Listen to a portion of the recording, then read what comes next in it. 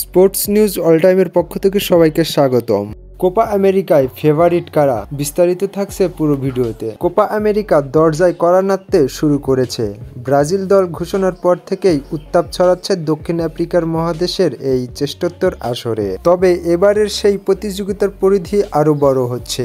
Copa আমেরিকায় যুক্ত হচ্ছে উত্তর আমেরিকার 6টি দেশ, দক্ষিণ আমেরিকার 10 এবং উত্তর আমেরিকার 6 দল মিলে এবার দেখা যাবে কোপা আমেরিকার জমজমাট এক আসর। কোপা আমেরিকার নামের ভারে দক্ষিণ আমেরিকার শ্রেষ্ঠত্ব প্রতিযোগিতা হলেও নজরটা বরাবর ব্রাজিল আর্জেন্টিনার দিকেই থাকবে।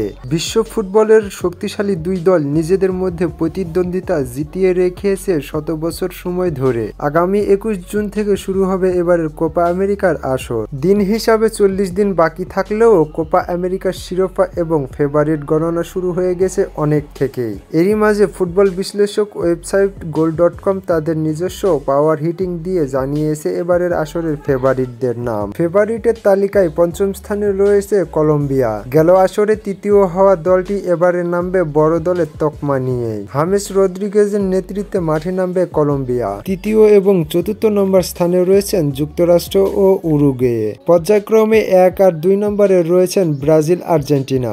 খেলাধুলার সকল আপডেট পেতে চ্যানেলটি অবশ্যই সাবস্ক্রাইব করে রাখবেন। ধন্যবাদ।